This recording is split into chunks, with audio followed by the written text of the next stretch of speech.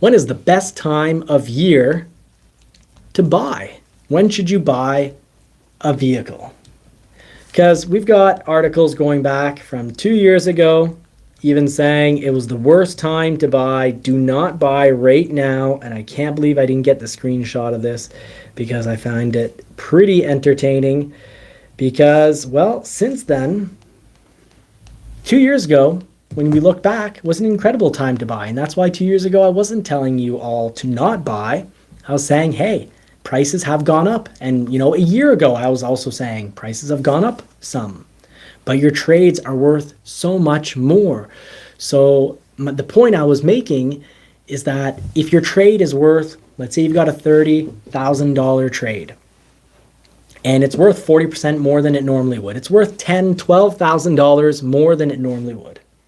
But the price on a new, whatever you're interested in, had gone up $2,000 or $3,000. I was making the point, this isn't bad. Even if it's gone up $5,000 or $8,000, you're still getting way more for your trade than you normally would. You're still getting a good deal. And in 2021 and 2022, a lot of people were saying in early 2022, don't buy. Prices just went up. I remember F-150 had gone up $2,000 and we were being told not to buy when the interest rate was at 0%. I was like, no, buy now.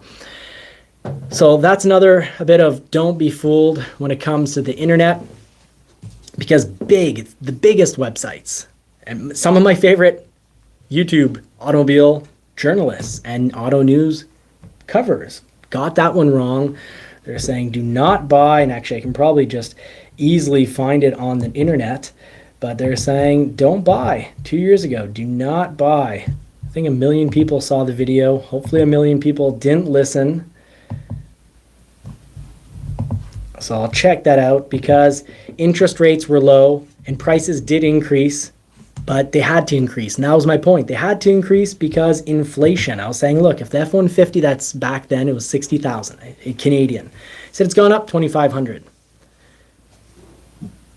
That's a small percentage compared to inflation at 7%. So let's see here. Worst time to buy. So one of my favorite channels. It's the worst time in history to buy an affordable used car. Okay, well, yes, used car prices are high and they could crash. So that's good advice. I like that. Worst time to buy a car 1 year ago. Here's why now is the worst time in history to buy a car. It's a whole lot better than it is now. And that's what I was trying to say. I didn't want anyone getting fooled. 2 years ago was one of the best times. 2 years ago was a little worse to buy than what it was the year before. But when you see inflation going up, when you hear them talking about increasing interest rates, you got to kind of look at the whole bigger picture of when you buy a house or when you buy a car. When everyone else, it's just like the stock market. When everyone's telling you to sell, it's probably a good time to buy. And when the majority, so appeal to, here's a logical fallacy, the appeal to the majority it's often wrong even. Because when people are telling you, generally everyone's saying, buy this stock, buy now, usually comes right before a major crash. And when people tell you, don't buy right now, sell all your stocks, it's usually an incredible time to buy. And that's why right now, I'm not a financial advisor. I don't give out financial advice. But for what I'm personally doing is I'm telling my dog to, cool it. He really wants to play. But I'm actually investing in TMF because I'm expecting the market to have a bit of a crash and that a lot of money is going to pour into these long-term government bonds, and that interest rates are going to drop. They're going to have to drop because we can't sustain these mortgage rates and interest rates of 7.5%. So there's a lot in the last 2 years. A lot of channels were saying it's the worst time to buy in the last 2 years. And I still don't think, this velocity, the worst of all, this one's called the biggest car market crash of our lifetime has begun and auto prices to plummet 88%. hot garbage dumpster fire. I don't see how that's going to be possible. That prices are going to drop 88%. And if they do, the money that we have as families, the incomes, and the dire situation we would be in, no one would be shopping a vehicle or capable of buying a vehicle. By then, if prices drop by 88%, trust me, we're all renting rides or taking the bus. It's, but it's wild. Lots of, by the way, I want to give a positive plug, a lot of incredible buying advice on Car Edge, a lot of ways on how to get a deal, how to protect yourself against dealers, red flags. I've also made a video. It's in our playlist, 10 ways to not get, I hope I didn't use the word screw, but basically 10 ways to not get taken advantage of by the dealer. So it's a video. We've got about 36,000 views, I think, on it. It'd be nice if everyone who's ever going to shop a car would actually watch it, because it's really a 10-step process to make sure you get a good price and that you're buying the right vehicle at the right price at the right dealer. The right dealer is a big one, but Car Edge is really good. They've got episodes like Questions Never Ask, Never Answer When Buying a Car.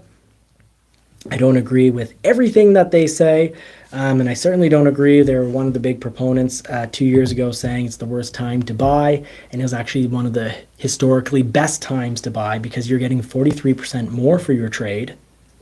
So what if the price on an F-150 had gone up 2,000?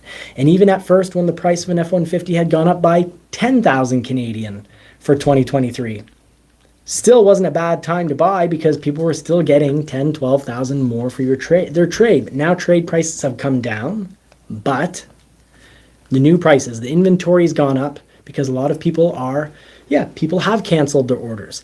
And manufacturers can produce so many more cars. So many more cars can be produced. So the result has actually been really positive because we now have inventory that we can pick from, and sales have gone up dramatically. Sales have really gone up. Ford is leading this year actually in sales in the US. They're the number one automaker for sales, and the overall market is selling 15% more vehicles than they were last year. But production has gone up by a good solid 20%, over 20%. So that difference equals inventory. People canceling their orders equals inventory, and inventory equals deals. So it is definitely a better time to buy now than it was 4 months ago, some would say. But trade values have gone down a little, but I'd say now is still a good time to buy a vehicle, but try to shop a model that's got a relatively decent interest rate. Or if the interest rate is high, but the vehicle keeps an incredible value, like the Maverick, doesn't only keep an incredible value, the depreciation isn't low, it appreciates in value. So I have no problem paying 8% interest on a Ford Maverick when I can resell it and make money and sell it for more than what I'm paying for it. But the trick on those vehicles is to make sure you pay MSRP. If you're going to pay 8% interest, make sure you pay MSRP. And just as a general rule, make sure you pay MSRP.